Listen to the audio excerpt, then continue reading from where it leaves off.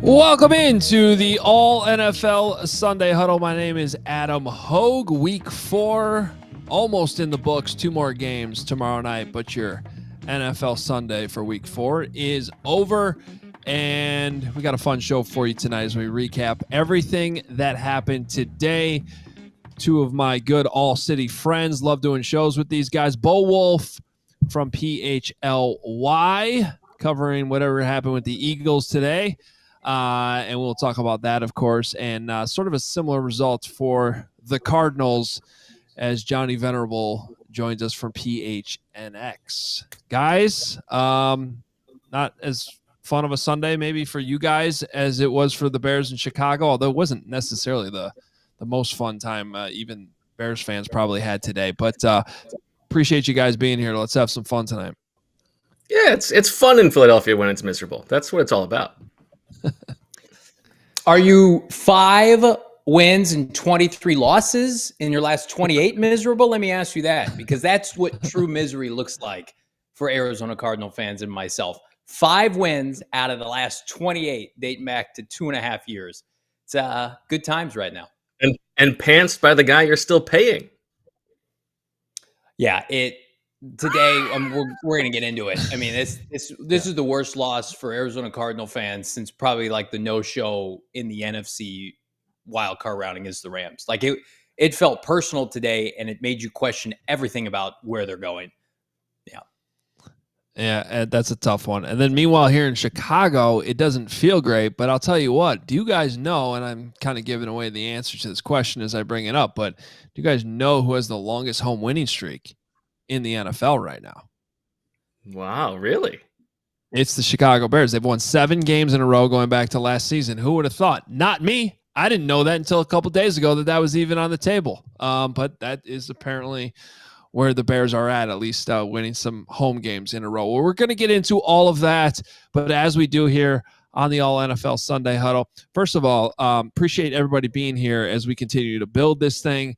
And we would also encourage you that to go check out the podcast feed, because the All NFL podcast feed is available wherever you listen to podcasts. Go subscribe to that too. You can listen to this at any time. Maybe you already are listening to this as a podcast, but available perhaps on your Monday commute, things like that. We greatly appreciate it. And wherever you're watching, whether it's on one of our, All-City networks, as I lose my voice here. Oh, no. To start tonight. Yeah. Pick me up, Bo.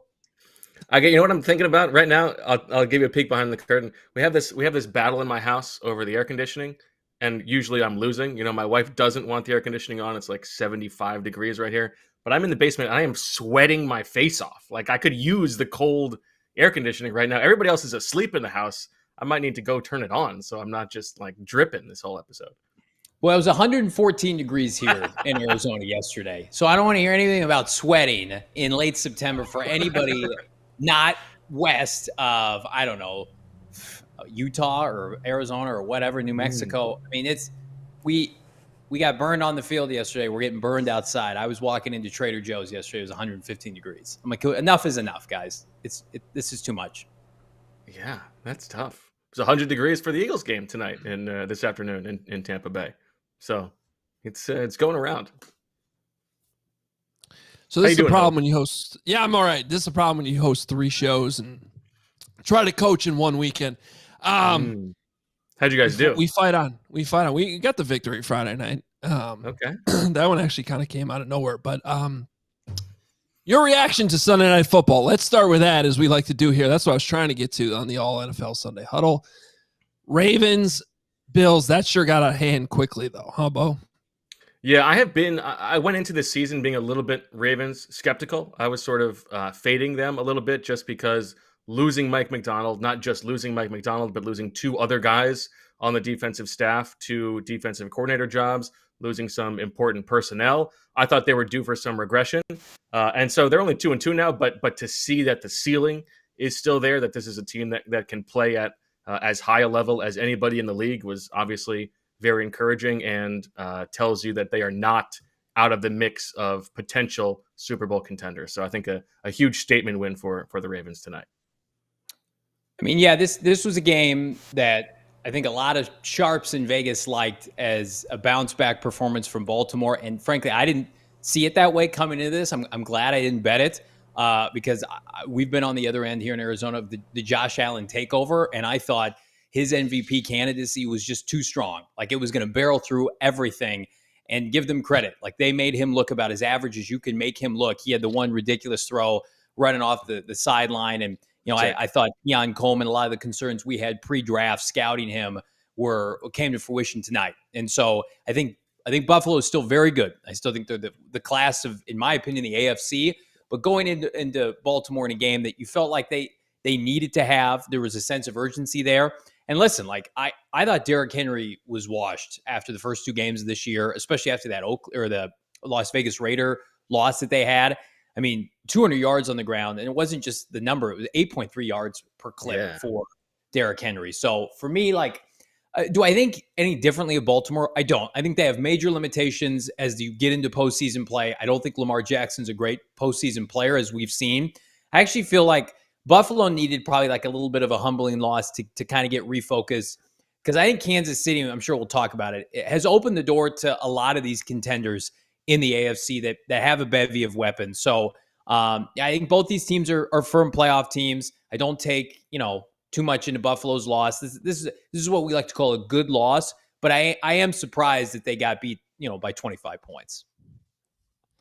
Yeah, I could roll with good loss if it was, a little bit closer. Just it from my view of it didn't really seem like a competitive game, except very briefly there to start the second half. They had some good things going. They scored. Josh Allen made an incredible throw, before right as he's about to go out of bounds, flicks it downfield, huge 50-plus yard gain.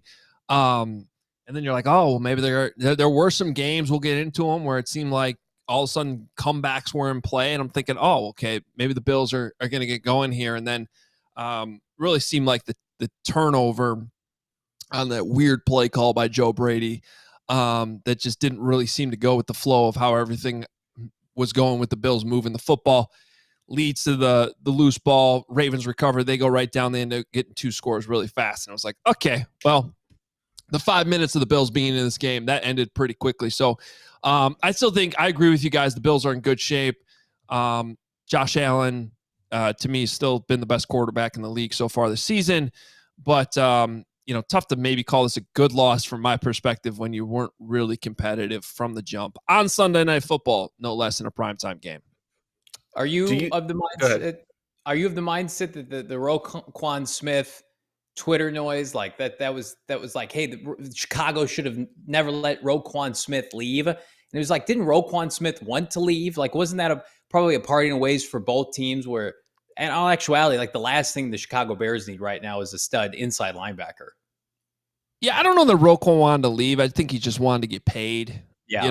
And so he played the leverage, and that was a weird saga. We could probably spend a whole podcast on where a player who didn't have an agent held out of camp, and then basically requested a trade on the morning of the team's fan fest in the middle of training camp, which I think really irked a lot of people. It's like, within the organization, it's one thing to request a trade and play that card. We get it. But like, did you really have to do it on the one morning where all the fans are excited to come to the stadium and training camp? So there were a lot of layers to that whole thing. And Ryan Poles was a new GM at the time. So the way that all played out ultimately led to him getting traded. And I think it's been a win-win for both teams because Roquan got his money. He's been a good player for the Ravens.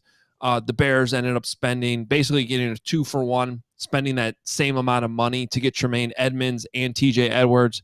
Yeah. And they really haven't looked back. They're linebackers. In fact, our conversation in Chicago is how Jack Sanborn's the third linebacker, and he should find a way to get on the field more because he could probably start for most other teams in the league. So it's really worked out for both sides, and good for Roquan Smith. He's been a good player for the Ravens. I think it's a great scheme fit, probably better fit than when the Bears switched back to a 4-3 when Matt Eberflus got to Chicago. So I think it's worked out. Any other final thoughts before we move on? I don't think we have to spend a ton of time on this Sunday night game because it was sort of a blowout. But if there's anything else you guys got on this game, go ahead and shoot it. Well, I was going to ask you it this way. In the AFC, I think before the season, everybody probably would have said Kansas City, Houston, Baltimore, Cincinnati, and Buffalo were the 5 teams who could realistically go to the Super Bowl in the AFC. Is there anybody in there who you think, I mean, are you writing off the Bengals, and is there anybody else in the AFC who you think has jumped into contention for, like, could compete there? You go ahead, Hogue. You go first. Yeah, no, it's a great question because I'm kind of looking over the standings here to make sure I'm not missing anything. It's like we've lost a couple contenders. Yeah, like Miami I don't know might have been considered a contender. Certainly, they don't look like it now. Yeah, Cleveland's now 1-3. Not necessarily. I wasn't necessarily thinking of them as a Super Bowl contender, but they were a playoff team, right? Right. The Jets. I'm sure that we could talk about the Jets because the Jets want. They think they are. I don't know if I've ever jumped on that train. Yeah. And I've even questioned myself of overreacting a little bit to the Bengals. But, guys, they came to Chicago in August. I think I mentioned this on the show a couple weeks ago. And I just left that. It's one practice. And that's a really stupid thing to base things off of one practice in August. But I didn't make a big deal out of it. But they left Hallis Hall that day. And I'm like, that was the Bengals? Like, the Bears were easily the best team on both fields because, they do 2 fields in joint practices. You got offense, defense on both sides. And like the Bears won the day easily. And I just was like, Joe Burrow doesn't look right. The only thing he had to say was like Jamar Chase wasn't practicing. So you put Jamar in there and it looks a lot better. I don't know. I feel like we've lost some contenders, Johnny, but I don't know that anybody else has jumped up in there. Except maybe if you're going to say Pittsburgh. I've got a team that lost today. They've lost back-to-back teams that I am 100% buying, and that's the Los Angeles Chargers. They were competitive with Kansas City without both tackles, without Joey Bosa, without Derwin James, and controlled a large portion of that game at home against Kansas City. And if you look at the Chargers' schedule, they finished the year, yes, Tampa, but then they have the Broncos, Patriots, Raiders. Like, I'm not saying that the Chargers are going to, make the AFC Championship game, but, if the Chargers, won 2 playoff games or won a playoff game and got to the divisional round, that would not surprise me. I just think Harbaugh, I buy Harbaugh, ultimate winner. They can run the football, and they have not been healthy to start this year. They're playing a lot of young players. They get a lot in the middle of the year, a lot of Browns, Titans. I just think that Harbaugh's style of play lends itself to late in the year. And I've always thought if they can just hover around 500 in the AFC and some of these other teams start to fall off, like Cleveland, like the Jets, that are, I think, a little bit fraudulent, certainly Miami now, I would be surprised if the Chargers didn't make the playoffs. They were rolling last week against Pittsburgh before Herbert went out, and they controlled most of today. They've played 2 really physical defenses. Watch when you see them start to play some of these middling teams. I think they've rehabilitated. Harbaugh has Quentin Johnston's career. They can obviously run the ball with J.K. Dobbins. So I think they're like an offseason away from being a real player in the AFC, and I think they'll make the playoffs this year. I like that. I buy them as a playoff team. And I got to give you credit, John. You're consistent. You said the same thing 2 weeks ago on the Chargers, so I appreciate that. Well, they're playing good teams. I could not believe how competitive they were without both tackles today. I mean, Rashawn Slater, Joe Alt, that's maybe the best young offensive tackle combination in the NFL. And every time I looked up at the TV, they were tied until late, and Patrick Mahomes did his thing. But if Mahomes, who threw that interception, if they don't fumble that interception, they probably win that game. And I guess at some point you just and I think we do this all the time, obviously, but you got to give the Chiefs credit because they just all of these games, it's like they could have easily lost them, but they find a way to pull out the win, and that's what good teams do. It doesn't have to look pretty, and they lose Rashid Rice today, and and we're still down that line of who the hell is Patrick Mahomes going to throw the ball to. And I'm not sure it matters because he's Patrick Mahomes and he'll throw us the ball. I mean, I don't think there's another team in the league, even the Bills, where if you lost your number one receiver, everybody would just be like, who cares? No big deal. They'll figure it out. Yeah, I assume that they'll make a move for somebody before the deadline. They have no one left. There's nobody left outside of Xavier Worthy and Juju. Well, I'll tell you what, that just reminds me because last year I thought there was maybe a chance that the Chiefs would make a play on Darnell Mooney. Darnell Mooney was in Chicago having a terrible year, not meshing with the offense. Basically just kind of fell out of, I don't know if it wasn't out of favor. I mean, Justin Fields loved the guy. So I don't know if it's the coaching staff or what. We still don't really understand what happened, health, whatever. But, with Matt Nagy being in Kansas City, it seemed to make sense. They needed wide receivers. Would they make a play at him at the trade deadline? Maybe there's some phone calls made. I don't know, but it didn't happen. Now Mooney, who I thought might sign there, I thought that made sense for him to sign there in the offseason. Yeah. He goes down to Atlanta, where, of course, Ryan Pace now works, and he's the GM that drafted him in Chicago, so you got that connection. But Mooney's kind of all of a sudden like a player again. I mean, he's been really solid for Kirk Cousins, and that's still a guy I look at that I thought the Chiefs could have traded for and probably should have signed in the offseason because I thought he would have been a good fit there, and they could use them. Yeah, I'm a Mooney fan with Kirk Cousins now, and I think perfect for their intermediate passing game.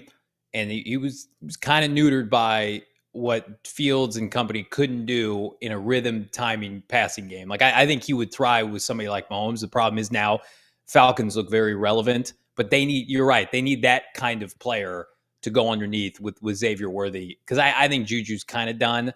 But there'll be somebody available for them. But I do think, as crazy as this sounds, they're 4-0. I think this is the most vulnerable they've been based on the fact that, the weapons aren't as robust as they need to be. Kelsey being a year older, yet another postseason run, it's crazy because they just lost. I think Buffalo has been much more impressive this year than Kansas City. Kansas City could easily be 2-2. The problem is anybody who wants to beat them is going to have to go into Arrowhead with them and their fans and the officials, by the way, in January. And that's a tall task for any team. You're going to have to be undeniable to go into Arrowhead. And I think Buffalo and some of these other teams have the firepower. Kansas City can burn a draft pick and add a receiver. Yeah, I'm just looking at the teams who are definitely out of it.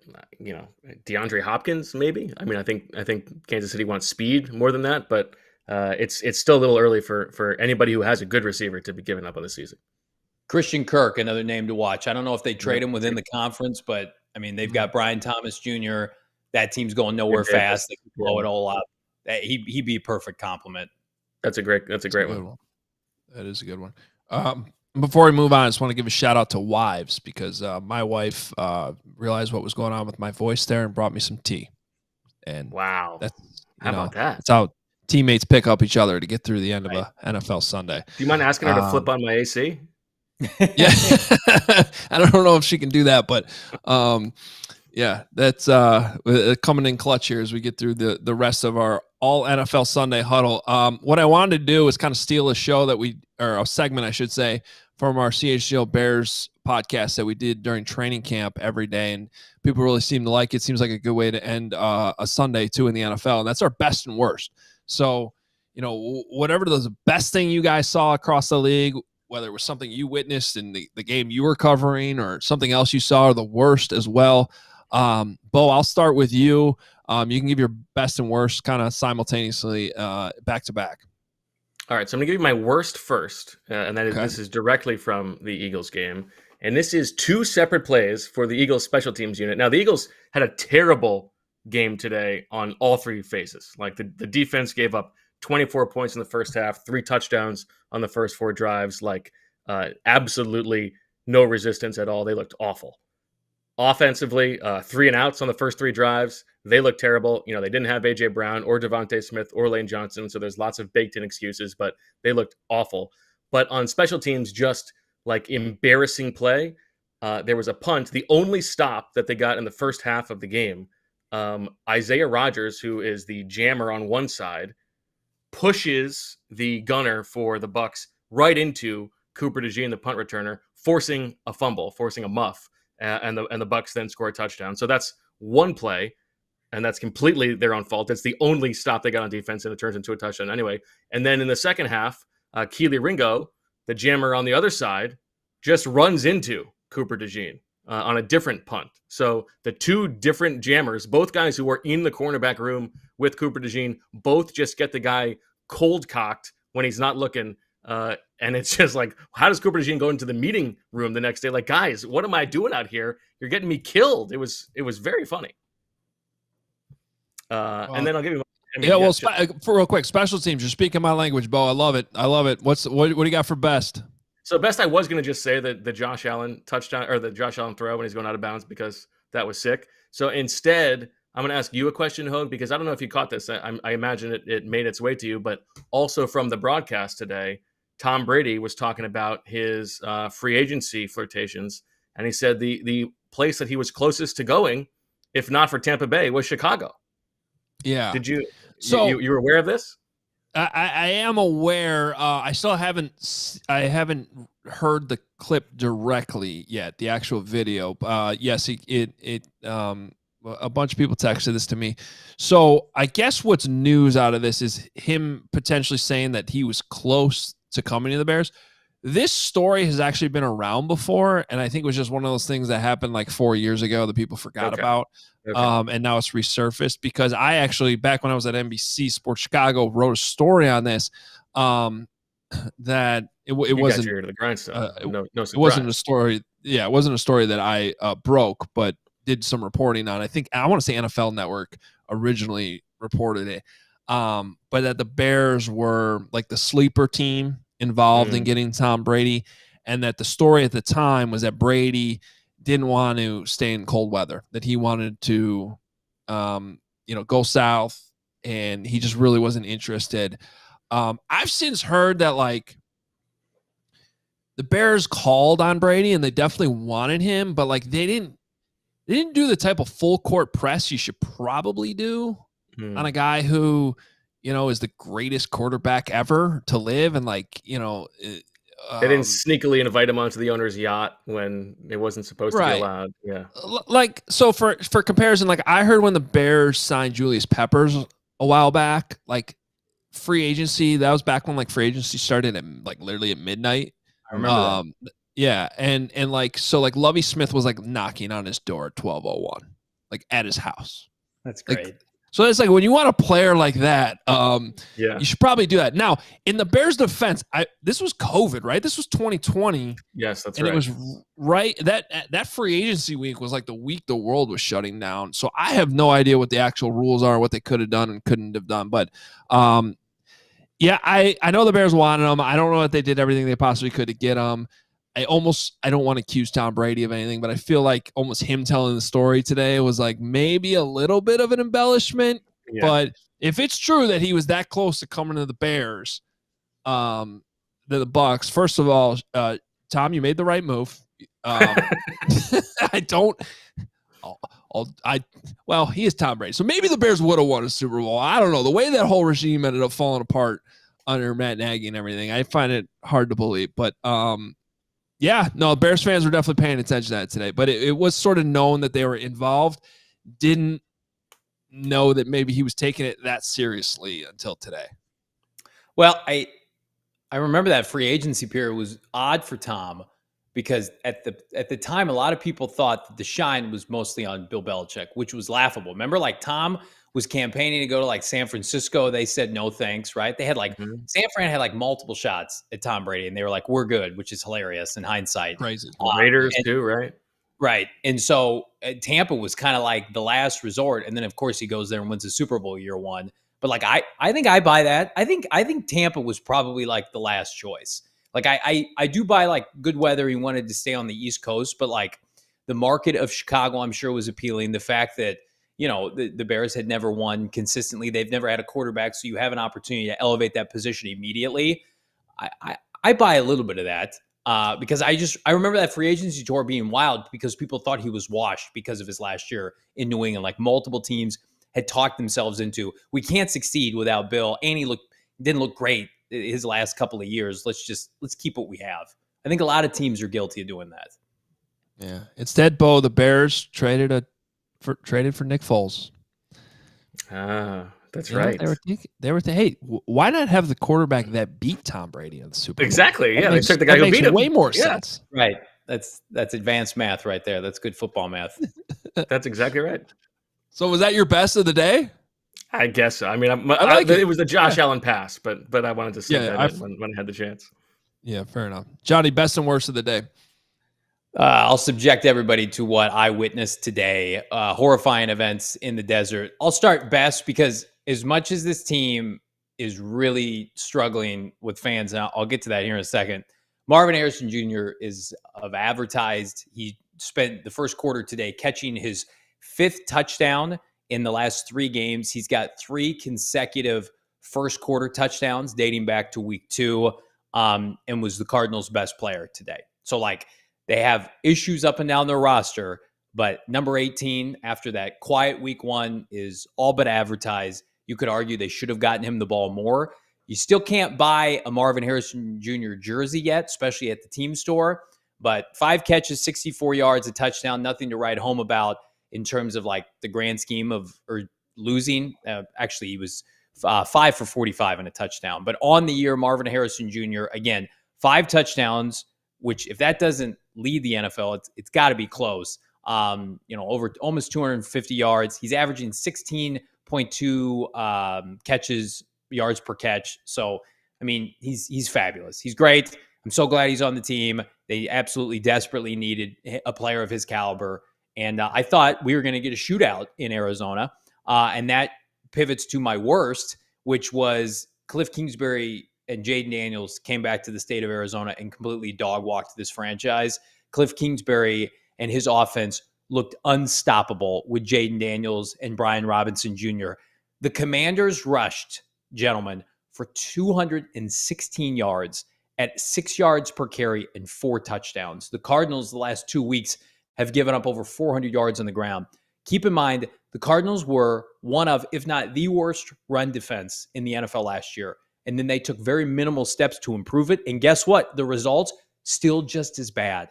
Cliff Kingsbury put up 42 points, and I'm not even sure this final score of 42-14 was as close as it indicated, or not as close. It felt like 50-0. Jaden Daniels, what he was able to do, am I buying Jaden Daniels and Cliff Kingsbury long-term? I have question marks about that because I've seen Cliff Kingsbury collapse in hilarious and disappointing fashion here in Arizona. So if you told me Washington flamed out by November, December, I would definitely buy that. But for a single afternoon, Jaden Daniels, who was scorned by Herm Edwards and transferred to LSU from ASU, and Cliff Kingsbury, who is still being paid by the Bidwills, came into your building when you were a home favorite, when they were on the road for Monday Night Football. They did not go back to Washington. They worked out this week at ASU. So they haven't been in Washington in 10 plus days. They came into your building and put up almost double-digit points every single quarter. I mean, it was an embarrassing display of Cardinal football. I mentioned at the top of the show, probably the worst loss in 2+ years for this franchise. This is the kind of loss that starts to creep in doubt about, do we have the right people involved? Do we have the right quarterback? Do we need to start over again? The Cardinals have been rebuilding for 2 years. This is the second year of a rebuild. You've had 2 off seasons of robust cap space and draft picks. They had 7 draft picks in the top 90. They have players. But yet Washington comes in with, I think, a horrific roster, especially defensively, and a rookie quarterback in Cliff Kingsbury, and does that to you. It's inexcusable. It's one of the worst losses I've ever seen covering this team. I mean, it sounds like it. And the one great thing about the NFL is it almost doesn't matter what market you're in. The storylines somehow just line up perfectly, even when they're bad perfectly. That's crazy how that played out with Cliff Kingsbury and Jaden Daniels. And, that's probably my worst is just, Jaden Daniels continuing to look amazing. I'm honestly more worried about the fact that they didn't hire Cliff Kingsbury than not drafting the quarterback. Yeah, I know. It'll probably, but the Waldron experience early on has not been amazing so far. It worked out a little bit better today for the Bears. The Eagles interviewed Kingsbury as well, for the record. And went with Kellen Moore instead. Yeah, I think the Bears just wanted insight on Caleb, and then, and they were like, okay, go wherever you're going to go. But real quick, before you get into yours, doesn't this feel like, though, I know that they don't have a Bruce Arians, but go back and look at that Colts team that drafted Andrew Luck, and they started slow. Chuck Pagano was gone. Took them a while to get going, and then RG3 exploded, coincidentally, with Washington, and everybody was all over RG3, and it just took time for the better quarterback to emerge. Like, I don't think that Jaden Daniels is smoke and mirrors, but I also don't think what he's doing, 75%, 80% completion percentage through 4 games, that's not sustainable. That's not real football. And they've played bad teams and bad defenses. So give it time. I still would much rather have Caleb Williams over the course of, my tenure as a franchise. Yeah, I 100% agree. I mean, I think if you look at the next gen passing charts too, they sort of tell the story on their own. The Bears are letting Caleb have success and failure as a quarterback right now. And that's not to say Jaden Daniels isn't playing quarterback, but you just, like, last week's passing chart was like everything was to the right. It looked like half field. Everything was dink and dunk. And Caleb's is honestly more of that today than it was last week against the Colts. But I keep saying this. I think the most likely outcome, and this is possible, believe it or not, is that 2 quarterbacks from the same draft class can be good and work out. But I do think, you got to give the Commanders some credit, and Cliff Kingsbury's credit right now for what he's doing. I did see some tweets today saying that Jaden Daniels is playing at an MVP level. I saw that too. Okay, I didn't see every snap today, so maybe I'm the idiot in the room right now, but I was just like, really? That seems a little strong. Your guys' reaction to that? Well, I watched every snap, and he threw for 233 yards, a touchdown and an interception, and then he ran for a touchdown. Like, he was good. He's efficient. He's not, like, better than Josh Allen? Get out of here. Yeah. Like, I saw Josh Allen take over the game week 1. Like, think of the teams, by the way. The Commanders, who've they beaten? They've beaten 3 one-win teams. They beat the Giants, the Bengals, and the Cardinals, and they got smoked by Tampa week 1. Like, their season's already a success. Congratulations to them. I thought they were going to be terrible. I chalked this up as a win like a dummy before the season. But, like, it would not surprise me if they finish, like, 7-10 or 6-11. Like, I don't think they have good defensive personnel. I don't know what the hell the Cardinals were doing today. I think the more tape you get, fair or not, on Jaden Daniels, and the more hits he leaves himself susceptible to, like, the Cardinals do not have a serious NFL front 7, and they took advantage of that, and kudos to them. When they start playing real defenses, like Philadelphia's pass rush, assuming Dallas gets their act together, you saw what the Giants did with Thibodeau and Brian Burns and Dexter Lawrence. They didn't score a touchdown that game. They kicked, 7 field goals to win that game? So I think there's a lot of smoke and mirrors going on. Give them credit, but I don't think this is sustainable. Yeah, I think they are both an anomaly. Like, if you look at the advanced numbers, it's by far the best offense. And if it was over the course of an entire season, it would be by far the best offense in the 2000s. The difference between them and the number 2 offense in the league right now is the same as the difference between the number 2 offense and the number 17 offense. That's how good they've been. But they're also, by the advanced metrics, like 31st or 32nd on defense. And so I think both of those things are going to move towards the middle a little bit. There's no way the offense can keep up this pace. At the same time, I think they have a very real chance of winning the division, because I don't think that either the Cowboys or Eagles are really scaring anybody right now. They're both very mediocre teams, and the Commanders are going to have an easy schedule. I think there is a chance that they can be both like a mediocre team, but also the NFC East champions. So it sounds like, and I still need to get my best and worst. We sort of jumped ahead here, which is perfectly fine, because our next segment was going to be who are you buying, and we were going to list off some teams, and one of them was the Commanders. It sounds like none of us are really buying the Commanders, but I guess, Bo, if you're saying they could win the division, you're at least buying a little bit. Yeah, I think even though Yeah. the schedule has been relatively easy, like Johnny said, I mean that level of offensive play is what matters more than anything else in football, right? And so they're going to be playing a lot of teams like the teams that they've been playing. I don't think they're going to be playing it quite at this pace, but yeah, I think if they can have a top 10, top 8 offense, I sort of buy that they can be a playoff team if that's the bar. Got it. All right. Well, we got a couple more teams that we're going to Yeah, talk about in that give us your sense best and too. worst. Yeah, my best and worst. I'm gonna actually neither of these are gonna have to do with the Bears. They are gonna have to do with the NFC North, though. My best was, I mean, and this can be a decent transition to one of the teams we want to talk about, whether or not we buy or sell. But the Minnesota Vikings. At some point, we just got to hand it to Sam Darnold. What's going on here? And specifically, my very best was the touchdown throw to Justin Jefferson, which was one of those that appeared to go through a human body. It didn't really make sense how it somehow got into Justin Jefferson's chest, and he caught it. In Sam Darnold, 20 of 28 today, 275 yards, 3 touchdowns, 1 interception, QB rating of 123.4. I mean, good for him.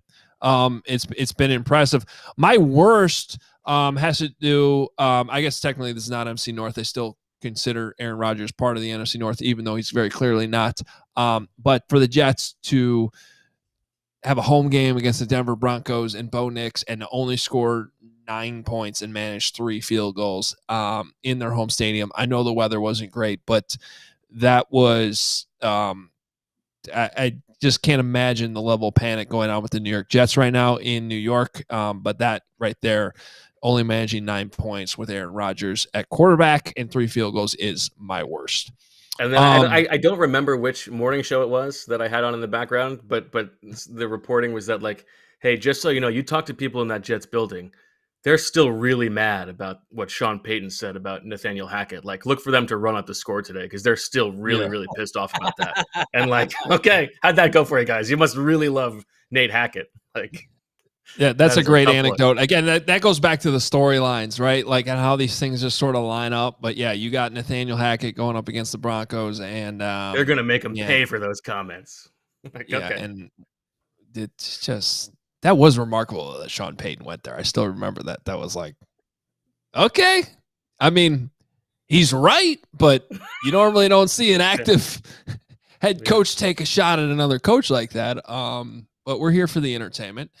So we started talking about the Commanders. Guys, I want to know, are you buying the Minnesota Vikings? 4-0 at this point, and you can't knock their schedule. You can't do the Commanders thing with them. I mean, they beat the 49ers. They beat the Texans. They go into Lambeau today.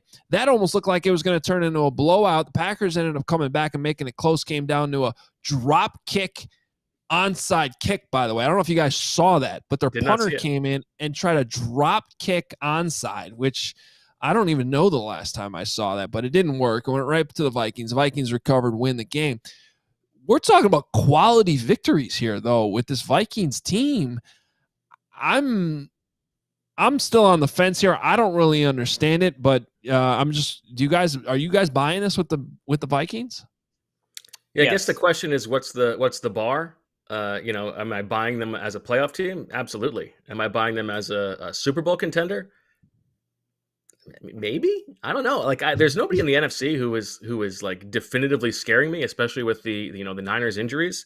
I think they're a top 5 defense by all the numbers. I think everybody sort of understands and believes that Brian Flores is one of the better defensive coordinators in the league, especially when he's like making chicken salad out of terrible personnel. And he's got pretty good personnel, like okay personnel now, and he's turning them into a really dangerous unit. And then on offense, they don't need to be, a top 5 offense. Right now, they're hovering around 10th. Darnold, I was skeptical of all the people who said, like, oh, you get Darnold in a real offense, like, let's see how he does. And he's sort of proven me wrong. And they've got plenty of firepower on the outside. I believe that they can be a contender for potentially the number 1 seed. And if you get the number 1 seed and you get home field advantage, that's hard to beat. Yeah, I echo those comments. I think they're taking advantage of an NFC, and not based on their schedule. They've earned it, but they're gonna play some bad teams here down the stretch, and I think they're gonna pad themselves up to like 12 plus wins. I just don't know how that doesn't happen. Even if Darnold's play tampers off a little bit and people get more film and adjust to what he's doing with Kevin O'Connell, which is masterful. Kevin O'Connell is the coach of the year right now in the NFL. And then defensively, like you go back and check our tape when the Cardinals were looking for a head coach. Like our choice, realistically, given the options, we were all in on Brian Flores. Now, I don't know if he's ever going to be a head coach again, but I knew that he overachieved with Miami. He came to Minnesota, and they are immediately viable defensively. That's maybe the best coaching job defensively in the NFL this year. I mean, they picked off Jordan Love 3 times. The Packers got theirs because, LaFleur's fantastic, and they were at home. But, I mean, they were dominating that game. They dominated San Francisco. So, like, I think it's very realistic to Bo's point. Like, are they going to host, like, multiple playoff games? As long as Darnold, number one, doesn't get hurt or fall off a cliff, and can he just be viable? Can you get – this team really only needs like a 2-to-1 touchdown interception ratio from Darnold. And some games they're getting like 3 or 4-to-1. And they're jumping out to these huge leads. And Minnesota, give them credit. They did something the Cardinals failed to do this offseason, and it's killing them. They went out and said, where are we struggling, right? We let Danielle Hunter go. Who'd they bring in? Jonathan Grenard from Houston, who's a stud in his mid-20s. Andrew Van Ginkel from the Miami Dolphins, somebody who had a familiarity with Brian Flores, to come in and help close these games when they jump out to a lead. So I can't say enough good things about what this coaching staff has done. You lose J.J. McCarthy when they did. I know they said Darnold was going to be the starter, but there was always going to be that temptation.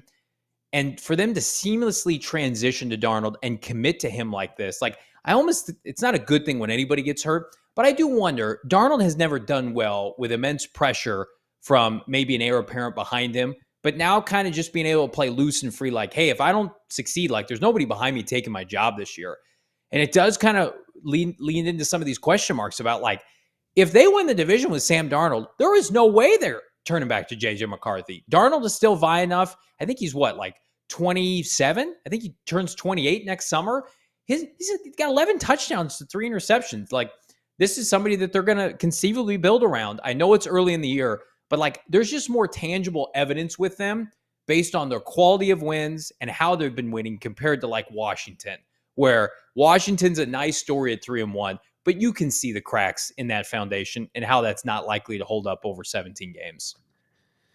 Yeah, it's a fascinating situation. I find it hard to believe that they would just stick with Darnold, but with that, I guess that's a conversation more for next year because we know J.J. McCarthy isn't coming back. So he's got the rest of the season to kind of work this thing out. I was fascinated. It was one of my underrated storylines coming into the year, which was, Sam Darnold's 1 year with Kyle Shanahan. Could that reboot his career? I think did I see something like Bill Belichick was quoted, and he does every show in the world right now. So there's a lot of quotes, but I think he said like everybody likes Sam Darnold except for the Jets. Something along those lines. I don't think that's fully true. In fact, I can tell you of one general manager I know didn't like Sam Darnold and did not work for the Jets. But nonetheless, like we are seeing this sort of around the league with guys who are sort of getting a second chance in another organization. It's happening with Baker Mayfield right now too. And I think that's cool because in today's quarterback climate, we're so quick. You could argue that's happening with Justin Fields in Pittsburgh too right now. I still think that's a small sample size, but the early results have been pretty solid, and that's fine. Like some of these quarterbacks get cast off so quickly, and to see what Sam Darnold's doing almost gets like a internship under Kyle Shanahan for a year as the backup, gets another opportunity in Minnesota, and it seemed like that was going to be hard for him to hold on to that job, just given how these things usually go with first-round draft picks, but gets a little luck that goes his way with the injury. Bad luck, obviously, for J.J. McCarthy, but this is his show now. Knowing this division like I do, I don't think Detroit's going anywhere. Let's not forget Green Bay just won 2 games with Malik Willis at quarterback. So Matt LaFleur, he can have whatever goal line tirade he wants to have, like he had today over the timeout that he was very fortunate didn't cost them. His players bailed him out there in that moment because that was an unbelievably bad moment to take a 15-yard penalty when you're at the goal line just because the referee can't hear you calling timeout. they bailed him out there. Matt LaFleur is a good coach too. And I got to say, like, I think the one thing we're learning about the Bears so far is they're going to be frisky. Like, they're not going to be an easy team to sweep within the division too. So I just feel like eventually this is going to get tough for the Vikings. Can they still get in the playoffs as a wild card? I guess I'm buying that right now. But I'm not going to sit here and say that I feel great about them winning what's going to turn out to be a very tough division. It's the best division unequivocally in the NFL. So. And it has the best coaching top to bottom. And again, that's why the situation with Eberflus and Waldron is so tough, because it's like what the Cardinals coincidentally had with Kingsbury forever. Pete Carroll, Kyle Shanahan, Sean McVay, Cliff Kingsbury, Kevin O'Connell, right? And Dan Campbell, say what you want, is doing a heck of a job, LaFleur, and then your guy in Chicago. I mean, it's tough. It's real. This isn't the AFC South. I mean, or the NFC South. Like when you're going up against these elite, oftentimes offensive head coaches. I mean, these are the guys that get national praise. They're always on national TV, and it puts so much more pressure instead of just hiding a team at the noon window and AFC South style or NFC South style. It's completely different. And the conversation about the quarterbacks, and Sam Darnold and Baker Mayfield, and whether it's Justin Fields or not, like these guys who are proving that they can be successful and probably could have been successful with the right incubation and infrastructure around them. It does, to me from the outside, like it already puts the clock on Eberflus and Waldron. And do you want to waste another year if this is not the group that's going to get the best out of Caleb Williams eventually? Do you have to be proactive there for what is going to be best in service of getting this guy to be the best he can be?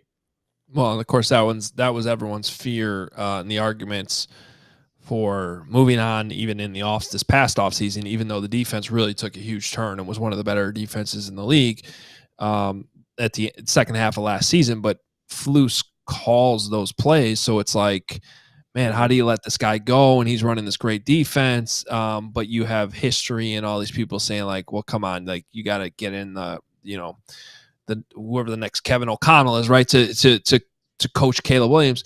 We'll see how it all plays out. To your point, Johnny, though, about the coaching matchups, that was one of the reasons why I thought this was a big game for Matt Eberflus today. You're going up against Sean McVay, who's the definition of what you were just talking about. The headline coach, the guy gets all the praise and deservedly so, has a Super Bowl ring. You would have polled anybody around the league who has the coaching advantage in this matchup today between the Bears and the Rams. And everyone, including myself, said Sean McVay. But I also said, in predicting the Bears would win, this is a game you have to prove you can win. The Rams are banged up. You're at home. You have to prove that you can beat a Sean McVay on your own field in a game where you're favored by 3 points. To the Bears' credit, they did not really have any of the same issues they had last week. In fact, guys, that horrible goal line sequence last week that got so much play, and deservedly so, across the country and laughed at by basically anybody on football Twitter who knows anything about scheme. Did you see how the Bears corrected that today? You might not have, but they ended up at the 1 yard line again. And what did they do? Well, instead of having tiny DeAndre Carter block a giant defensive end, they lined up in 23 personnel. 23? 23. Who do we even see 23 anymore? And not only were they in 23, one of the three was technically their backup center lined up at fullback. So, and they just pounded that ball. It also changed their goal line back. They gave it to Roshan Johnson, who all along should have been the goal line back, not Khalil Herbert. And Roshan Johnson behind a giant center playing fullback. What did they do? They pounded it right in the end zone. They got that measly 1 yard that they couldn't get. In fact, they lost 12 yards last week on that play. Way different play. Speed option doesn't belong in an NFL playbook. Big difference. Waldron learning. That should have been my best of the day, quite frankly. I blew that one because that should have been the best of the day, how the Bears corrected that whole fiasco from last week. Well, and something very poetic about Chicago going to 23 when they need it. Yeah.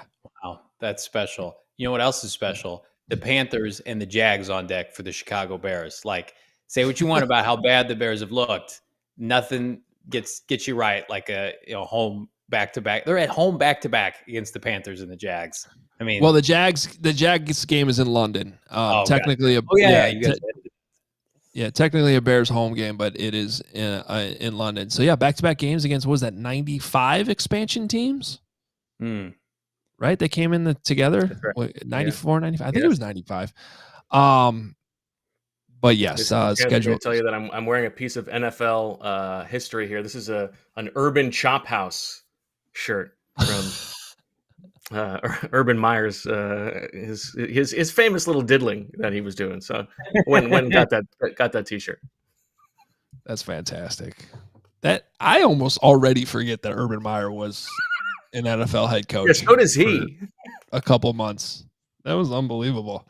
All right, one more team and on whether or not we're buying, and we picked this up a little bit. Then we're going to talk panic levels. But how about the Tampa Bay Buccaneers? 3-1.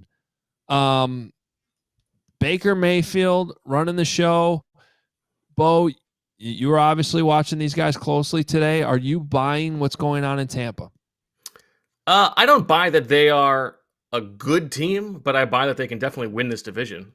This is not a good division. I am not super impressed with the Falcons, even though they pulled out that win today over the Saints. I think the Saints have some high upside on offense, but they have certainly come back to earth. I think that the defense for the Bucs is better than it has been over the first 4 games, because you have to remember they were without Vita Vea for 2 of those games.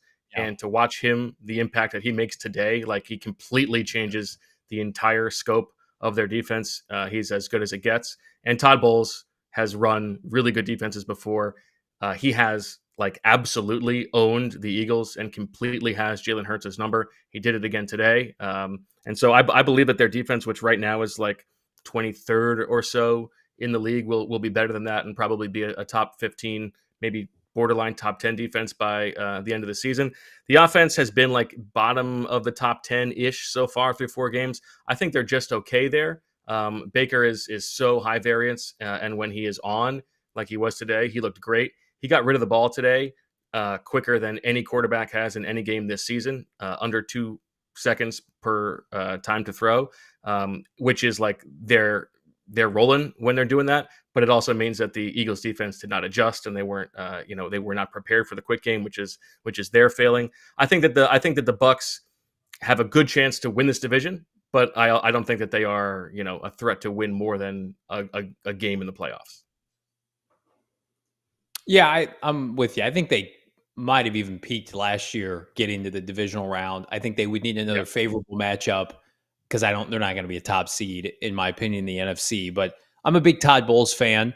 It's coincidental, like the Jets, who cannot get to the postseason. Like Todd had their last very viable season when they went, I think, 9-7 with Fitzpatrick and just missed the playoffs. And then, of course, they bungled it like the Jets do when they fired him. And he's a good man and a good coordinator and now a good head coach. He won a Super Bowl with Bruce Arians as his DC, and he really kind of seamlessly picked up where Arians left off. So I think, yes, they benefit from a terrible division where you get to play the Carolinas of the world twice, and I do not buy the Saints at all. I didn't buy them their hot start at all. I think they're going to come back down to earth as we saw today. And I think Baker Mayfield does just enough in the Alex Smith realm where, like a Tannehill, like an Alex Smith, as long as he's not turning the ball over and giving them opportunities to score points off of turnovers. I think Todd is masterful at stopping the run, forcing turnovers, forcing negative plays. They're going to be a viable team. I think they'll win probably right around 10, 11 games and win the NFC South. If not, they'll be in the playoff mix. So, yeah, it's a team that is very similar to last year. The difference is now Baker is like immortalized now as their starter moving forward, and it's got to be a good feeling for them, because I'm sure after they lost Tom Brady to retirement, they had a very short window with this roster that's ready to win now to go into the mindset of, well, how are we going to make this work? We don't want to have a full-blown rebuild, and give them credit. Very similar to what Minnesota is doing. They are finding guys who are available to come in and run the system that they want to run. Minus, Tampa lost their offensive coordinator to Carolina, and they've picked up seamlessly where they've left off. So give Baker Mayfield credit. Right now, he looks like a very viable quarterback in the NFC where, fair or not, there are a lot of teams that wish they could have a Baker Mayfield right now. Well, we'll find out real quick here in the next 2 weeks, how realistic it is that they can win this division. They go to Atlanta and then they go to New Orleans. So, after having 3 home games of their first 4, they can prove it here in the next couple weeks. I got to say right now, I got to buy them as a playoff team. They were a playoff team last year. I think 2 of their 3 wins so far are impressive. I mean, obviously you go into Detroit and you win that game. I mean, that's a great win. I think the way in which they beat the Eagles today qualifies as a good win. And honestly, that Commanders win is starting to look better too. So I don't know how to explain what happened last week against the Broncos. They weren't really competitive in that game. But, again, like Bo brought up, Vita Vea wasn't playing. That makes a huge difference. So it counts for something. And this is where I throw in my own fantasy struggles. But one of these weeks, I'll play Baker Mayfield the right week. So I did not play him in week 1, week 2, or week 4. I did start him last week when he did nothing. So that's been very frustrating to figure out what the hell is going on with Baker Mayfield. But overall, he's got to give him credit. He's been a much better quarterback in Tampa, and I think he's more than viable to keep this thing rolling and get them to the playoffs. So I am buying the Bucs. Let's shift the conversation to panic levels, and we'll start with a team that we mentioned earlier that must be going through huge levels of panic after what happened today against the Broncos, the New York Jets, and just all the hype. Now 2 years in a row, and now Aaron Rodgers is actually playing, and they managed 3 field goals today against the Broncos. How legitimate should the panic level be with the New York Jets? Bo, I'll start with you. Yeah, I guess it depends on what your expectations were. Like, this is about what I thought the Jets would look like. Mediocre and a really good defense and an offense that could maybe beat up on bad teams. But yeah, I mean, I don't think that. I think if you thought that the Jets were a serious contender, you were the one out of your mind. Maybe you're the one with the brainworms. And so, I think this is about what I was expecting from the Jets. I think they are a team that's going to be fighting to maybe make the playoffs as a wild card team, and that is about their ceiling. Yeah, I'll echo those comments. I think the Jets have a ceiling of about 9 wins. Rodgers looks old and slow to me. I mean, no passing touchdowns today. I don't care if they've had Patrick Surtain or not. Like Vance Joseph, he's a fine defensive coordinator. Like you're playing Bo Nix. You have ample opportunities to put that game away. You're in the red zone constantly, and you can't throw a touchdown pass against Vance Joseph's defense. Like that's laughable to me. I don't take Robert Saleh seriously as a head coach, and I certainly don't take Nate Hackett seriously as an offensive coordinator. Like I think they blew their window with Rodgers when he got hurt last year, and now they're just trying to salvage the deal of can we save our jobs? Can the coaching staff save their job? Can we just get into the playoffs? Because I think if they miss the postseason, like I think you're starting over. Like Rodgers, to me, if he's not done at the end of next year, maybe he's got one more year after this year. That's it. Like you're not suddenly getting more viable at his age with his skill set.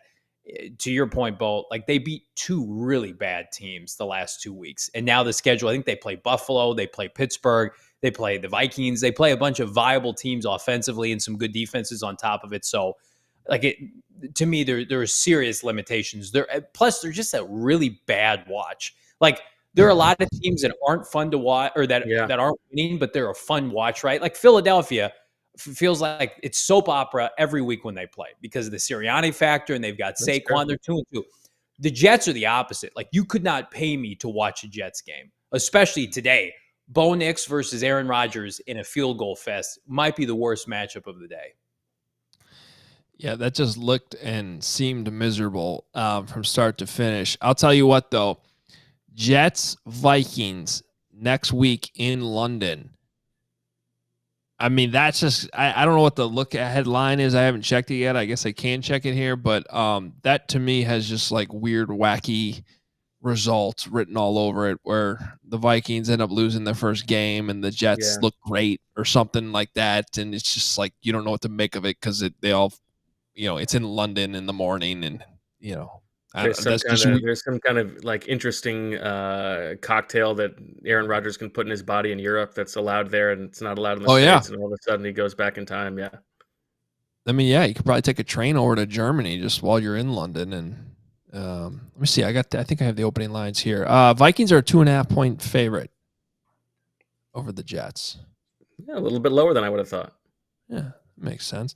All right, let's talk about the still winless Jacksonville Jaguars. I'm guessing at 0-4. Doug Peterson, Bo, is he the first coach that gets fired here?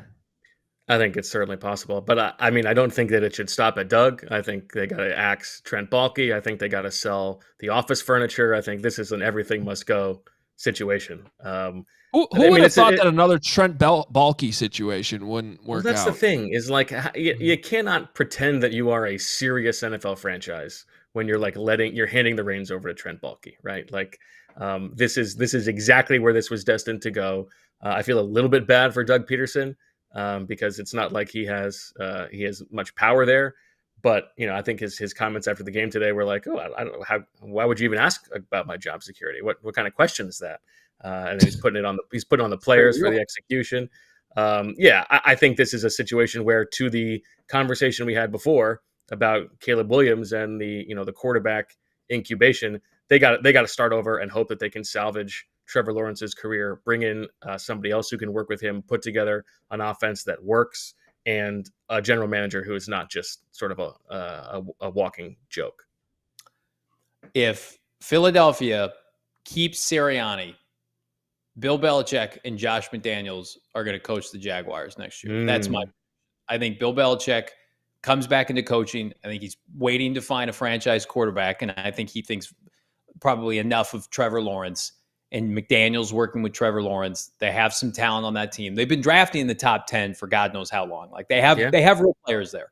Brian Thomas Jr., they have a tight end. They have multiple running backs. They have a pass rush. They're just so dysfunctional. You need a culture changer, and Bill could come in and sell Shad Khan on that. So unless Jeffrey Luna sweeps in and steals them away, because I think Belichick probably prefer Philadelphia. They're just a better operation top to bottom.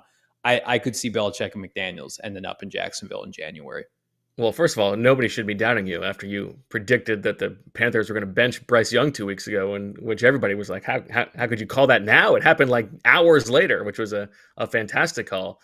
I think you're right, because I think Shad Khan has been looking for shortcuts for a very long time, like just bringing in somebody who's gonna just take things over, and this person has had success before. They will have success here. It's like Urban Meyer. It's like Doug Peterson and Trent Baalke. Like I think he would absolutely sign up for that if he could. Yeah, that's a good call. He's got the money. The quarterback is in play. I mean, you can believe in Trevor or not believe in Trevor, but he's got the money, and so we know the quarterback's not going anywhere. And that this is just your classic NFL playbook of it's going to lead to a head coaching change. And unless they get this thing turned around quickly, they get the Colts in Jacksonville next week, and then the Jags embark on their 2-week London trip that they always go on. So that's where they'll play the Bears and face the Patriots in back-to-back weeks. That's so wild that it stays in London for 2 weeks and plays 2 games there. It blows my mind. But they embrace it there, I guess, or at least the owner does. So good for him. All right, last one we want to touch on real quick. At 1-3, the Cleveland Browns losing to the Raiders today. Seemed like they actually briefly took the lead, and then it ended up coming back via penalty, and then that ended up being it. So they are now at 1-3. The Deshaun Watson, talk about predictable things gone horribly wrong. I mean, duh. And this is just where they're at right now. It was actually impressive that they hung on. I felt like as long as they did last year with Joe Flacco coming in, all the quarterbacks they had, Kevin Stefanski, we just by default had to give him a lot of credit. But now at 1-3, I don't even know where they go from here with the Cleveland Browns, but the panic level has to be high. Yeah, I don't think there is no other team in the NFL where everybody just sort of understands what's going on. Like this is a pretty good team that has one of the worst quarterbacks in the league, and that is what is sinking them. And because they have committed to him, and because the owner committed to him over the coach and general manager's head, there's nothing they can do about it. They got to just keep rolling this guy who's terrible out there. Since he got to Cleveland, I looked it up. 35 quarterbacks have started at least 15 games, and in EPA per dropback, Deshaun Watson is 33rd. The only guys he's ahead of are Zach Wilson and Bryce Young. So he's behind Mac Jones and Sam Howell and Will Levis and Kenny Pickett, like these terrible quarterbacks. He's been awful, and we've seen Kevin Stefanski with anybody else at quarterback, they have a very functional offense. And this year with Deshaun Watson, they're 31st in the league in offense, and their defense is back end of the top 10. It is like, it must be such a maddening situation for Stefanski, for Andrew Berry, for Jim Schwartz, for the good players on that team to know that like this is a team that could contend if they had any sense of just competency at quarterback, and that is what is sinking them. And until they can either like convince Deshaun Watson to retire or force him to the bench, they're going to be bad. And that's just the situation that they have, and everybody in the league knows it. Yeah, they have that out clause that came to light a couple weeks ago where if he gets charges or sued again or something happens, that they could try to get out of it. And you got to figure that they're going to spend the majority of this offseason trying to do that. I don't know if they'll be successful. Maybe there'll be a buyout. But like Stefanski's, if he's not an A coach, he's a B++ coach. And they have top to bottom, Bo, you mentioned it, elite personnel. But when you've got just the top of your franchise rotting at the quarterback position, it impacts everything. I mean, they won games with Joe Flacco. Joe Flacco won the game today in Indianapolis, like kept the train on the tracks. Like, I thought that was a mistake not keeping him in the locker room, but it's obvious why they didn't do it. Right, they couldn't because Pannone was better, yeah.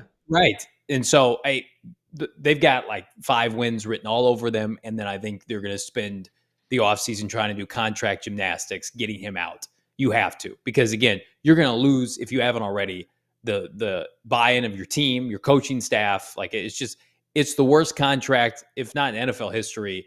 Like certainly in Browns history, but it could go down as certainly the worst contract ever given to a professional athlete. I think the worst trade is going to be the Bryce Young trade, but the worst contract in terms of guaranteed money is going to be Deshaun. They gave up picks too.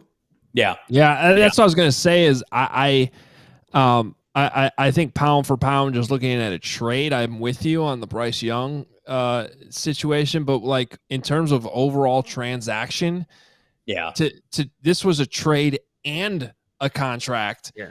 And it was just doomed from the start, it seemed like. And I think we're at the point, guys, where we've all been covering this league long enough that you eventually reach a point where like the guys in the locker room know.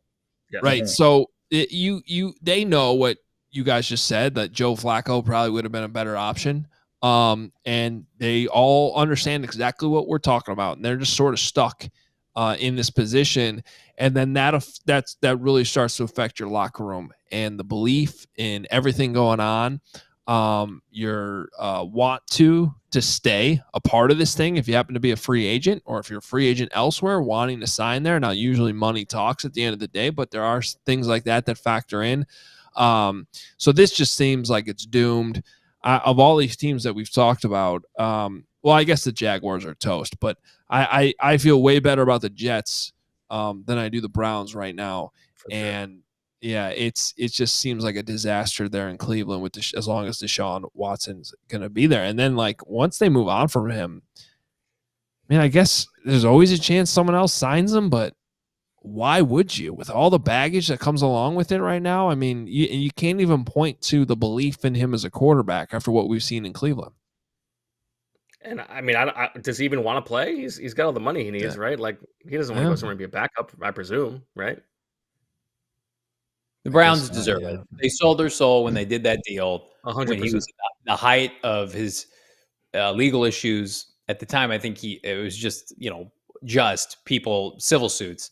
Like, get it together as a franchise. You deserve that as a franchise for doing that. And it's unfortunate because the fan base doesn't deserve that. No fan base does. Like I'm complaining about the Cardinals loss today, and they've been terrible for 3 years.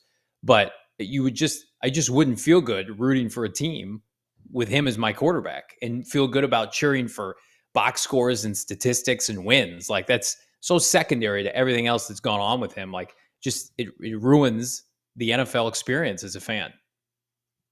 Well, guys, let's end the show by quickly touching on two of our other all-city teams. We talked about the Jets side of that Jets-Broncos game, but the Broncos do come out with another win. Somehow good. They're 2-2. Bo Nix, the stat line certainly was not pretty. Let's see. He finished 12 of 25 for 60 passing yards. Did have a touchdown, but I don't know that the Bo Nix arrows off to a hot start, but the Broncos have managed to win back-to-back games here, as ugly as today was. This seems like, from my perspective, not sustainable, especially factoring the rookie quarterback. But, I guess take the win however you can get him when you go face Aaron Rodgers in New Jersey. I mean, I think their defense is really good and has been through 4 games. Just looking at the numbers, I think they're third in EPA per drive and fourth in success rate. And I was watching the film of the game last week against the Bucs to prepare for the Eagles game. And I mean, guys are flying around. Like Nick Bonito is beating Tristan Wirfs around the edge. DJ Jones is killing it inside. So, like, I don't think that the defense is going to carry them to the playoffs or anything like that. But good on them for the defense looking as good as it does. But yeah, I mean, I'm selling any Bo Nix stock. I think like hoping that he's going to be Sean Payton's next Drew Brees is kind of a hopeless exercise.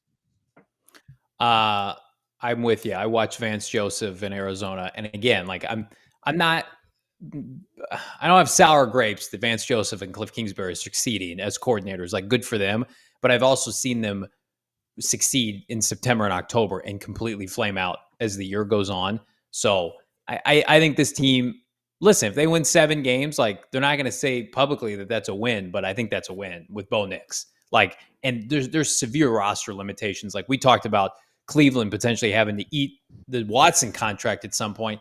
Like, the Broncos are still in dead money cap hell with what they did with Russell Wilson to some extent. So they won't have an opportunity to really take advantage of Bo's rookie contract until next offseason. So I think if you can buy Sean Payton sticking around for 5+ years, this team's on the right track. But I think he's got flame out written all over him, because I don't think that they're ever going to be in a position to contend with Harbaugh now and Justin Herbert and certainly Andy Reid and Patrick Mahomes. I think they'll always have a ceiling with his limitations as an athlete, that being Bo Nix. Yeah, my comp when Sean Payton took that job was John Fox going to Chicago. The ride had kind of ended. And no, there was one difference in that Sean sat out a year, but they're also close friends. But Fox basically showed up to Chicago and was like, all right, this isn't the greatest job of all time, but there's no quarterback. Well, at least at that point, Jay Cutler was still there, but they were moving on. And it was like, okay, how many more paychecks can I collect here before I go off into retirement? Now, I will say, I think Sean Payton's been way more invested to this point than that. That was just my comp at the time. But I tend to agree, Johnny. I just don't know how long this thing's fully going to last. And my thoughts on Bo Nix have already been communicated on this show many times. Just not very hopeful about it. I'm sorry, but I will. Here's my shout out to the. I thought your comp was going to be John Fox, because Bo Nix is as old as John Fox was when he got to Chicago. Yeah. Look, though, you go on the road, you win back-to-back games, and all of their games, their 2 losses, they lost by 6 and they lost by 7. So, to your point, Tampa and New York, those are tough road trips for Denver. Those are good wins.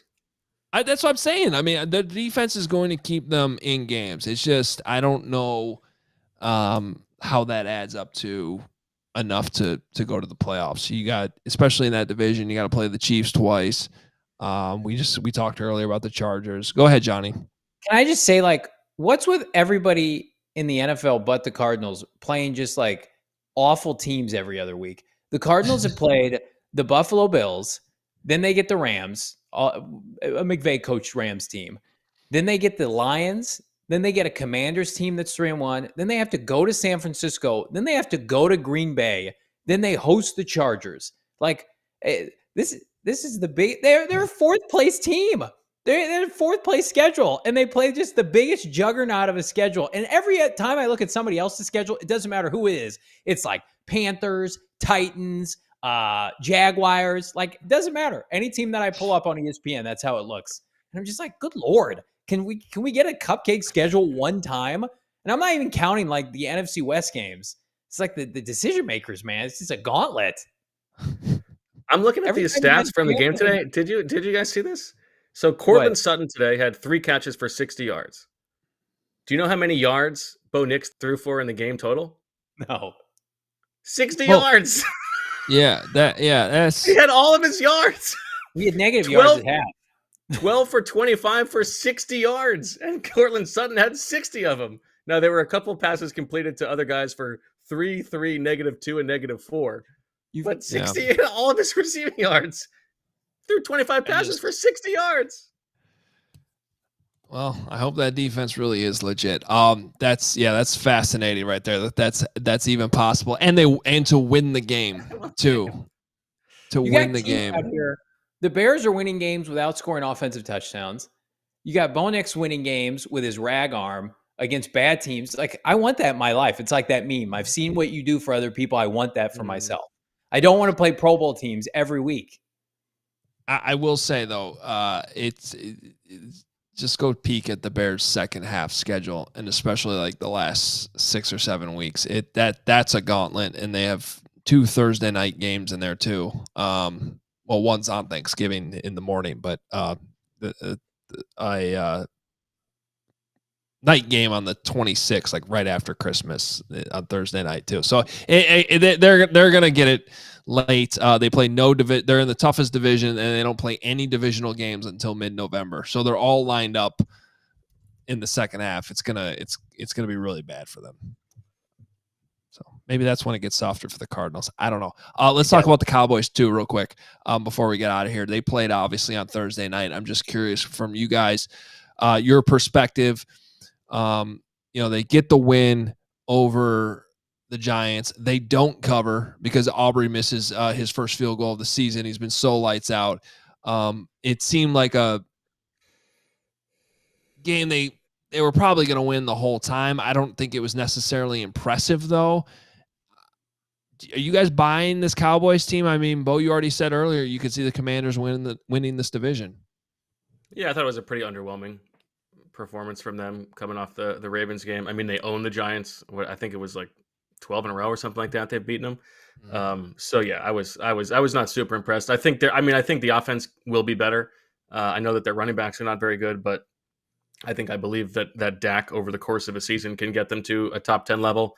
And maybe with Mike Zimmer, they can get to like a competent level on defense. But the middle of their, like, the defensive tackles are as bad as there are in football. I think everybody can run on them up the middle. They continue to get a little bit injured. I know DeMarcus Lawrence got hurt. So I think they will compete for the division. I think they will compete for a playoff spot, but I don't think they have an upside that matters. I actually think, like, if you're talking about regression for the NFC and some of these other teams ascending, like the entire NFC North, like, I think Dallas wins like 7 games this year. I think they have that much limitations in terms of their playmakers. Like, their running game is atrocious outside of CeeDee Lamb. Like, Brandon Cooks was nice last year. He's seemingly taken a step back. They lost their tight end. And if they have legitimate long-term injuries to Dexter or to Lawrence and Micah Parsons, like, they're going to get run on constantly defensively. So I think that Giants game, that was a winnable game for the Giants. And, for whatever reason, they bungled it like they do with most games. But, I mean, Dallas' schedule, they play a lot of real teams. I still like Philadelphia over Dallas, not necessarily from a coaching perspective. I think Philadelphia, when they're at full strength, it's not even comparable, the weapons that Philadelphia has. I think there are serious limitations now asking Dak to carry this team. Mike McCarthy without Dan Quinn. Dan Quinn, he worked the Cardinals today. I think he's a much better defensive coordinator than he is a head coach, respectfully. And I'm not buying down. I think this is a regression year. I think they've lost too much talent. They didn't make any moves of note in the offseason. Like Tyler Guyton at tackle's fine, but outside of that, like if you're picking a team that they got hot last year from Dak, and CeeDee had the renaissance, and Brandon Cooks, right? And they found a groove at the right time. They stole the division from Philadelphia. I don't think they're going to be able to dig themselves out of like mediocrity this year. I think they're going to be right around 500, if not a little bit worse. Yeah. And then if they're only winning 7 games, that might be another team we got to talk about hiring Belichick. Well, I don't know if Jerry would welcome that kind of presence, though. That's the thing. Like, it feels like Shad Khan would be like, hey, Bill, do everything for us. Whereas, like, I don't even know who the Cowboys would hire at that point. Somebody would have to commit to Dak now. Well, yeah, because they paid him. Similar stories in both spots there with Jacksonville and Dallas. Quarterback's been paid. Who's going to come in there and coach them? All right, time for bed on this Sunday. It's been a long Sunday. It's been a fun Sunday, as it always is. Bo, thanks for staying up late on the East Coast. And Johnny rushing over from your long post-game show, I know, too. And it's always fun. 2 more games tomorrow night, guys. I'm okay with these 2 nights. I know not everybody loves them. I like it too. We miss so much action on Sundays. I'm okay with two games on Monday night. We can get a couple monitors going and watch 4 teams instead of 2. So I'm all for it, and hope everybody's enjoying the show. We will continue to be knocking this out every single week throughout the NFL season. The All NFL Sunday Huddle. Please hit the like button. Please subscribe to the All NFL channel as well. Even you might be watching this on CHGO or PHNX or PHLY, wherever you're watching it. But there is an All NFL channel as well. Go subscribe to that, as well as the podcast version. Help grow the show. We greatly appreciate it. Always good bringing our talented list of NFL reporters and analysts all over this great company at ALLCITY together on Sunday nights to recap the days. And we mostly appreciate all you guys here watching, listening, however you're consuming the show. Enjoy the week, everyone. Enjoy the football on Monday night as well. We'll talk to you next week. We all silly like the mayor.